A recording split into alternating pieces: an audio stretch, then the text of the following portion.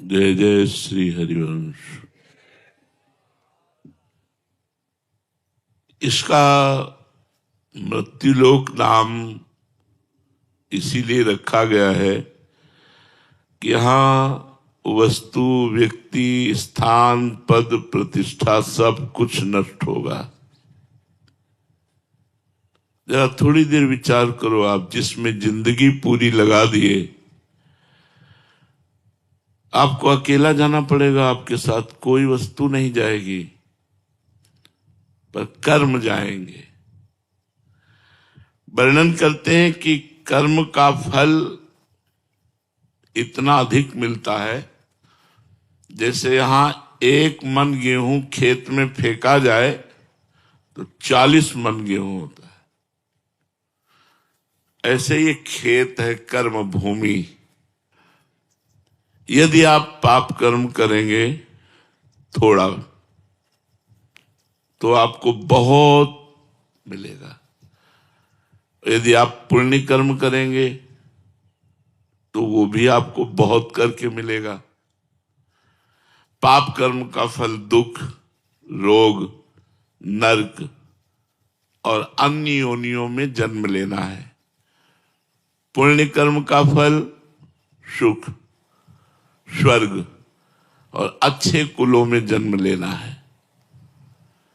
इन दोनों कर्मों से अलग हट करके है भगवत भजन, जो पाप और पुण्य दोनों से अलग है।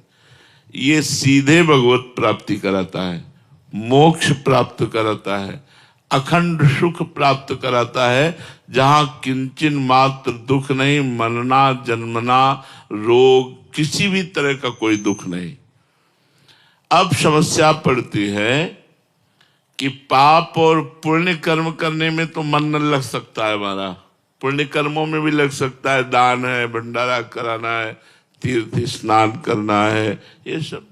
भजन में मन लगना, जो पाप और पुण्य दोनों से अलग है, और वो केवल मनुष्य जन्म में हो सकता है, किसी और योनियों में नहीं। अगर ये चूक हो गई कि आप भजन नहीं किए तो बड़ा पछताना पड़ेगा। मन पछताई है अवसर बीते। अब बात घूम के आई मन पे। यह है क्या मन? ये मन है क्या? मन ना तो आप इसे चैतन्य ही कह सकते हैं, क्योंकि आत्मा नहीं है, और ना आप इसे जड़ कह सकते हैं। ये उभय रूप है। इंद्रियाणाम मनश्चास्मि वैसे भगवत स्वरूप है, पर ये जड़ भी है और चैतन्य भी है। जो भगवान ने अपनी माया प्रकृति का वर्णन किया, अष्टधा प्रकृति का, उसमें मन का भी वर्णन किया है। ये प्रकृति से युक्त है, और शास्त्रों में इसे आत्मस्वरूप भी बताया है, ये भगवत स्वरूप भी है। तो कह रहे हैं, अगर मन आपका वश में हो गया तो मोक्ष, और मन अधीन नहीं हुआ, भजन में नहीं लगा, तो यही दुर्गति। दुर्गति और सदगति आपके मन के अधीन है। तो कहते हैं, क्यों मन को वश में करें? जो आता है मन में वही करें, आनंद ले, जैसा लोग कहते हैं। तो कहते हैं, इससे तुम दुखों में फंस जाओगे। जितनी जेल भरी है, वहां सबसे पूछो तो मन ने ही जेल पहुंचाया है। जितनी गलत बात, बेइज्जती, अपमान होता है, मन ने ही। मन को छूट नहीं देना। अगर हमने मन को छूट देकर, मन जो दिखाता है वो हम देखते हैं, हम मन को नहीं देख पाते।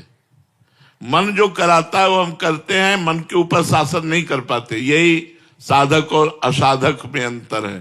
साधक हर समय मन को देखता रहता है। अगर वो गलत चेष्टा करता है, गलत संकल्प करता है, तो उसकी वो काट करता है, वो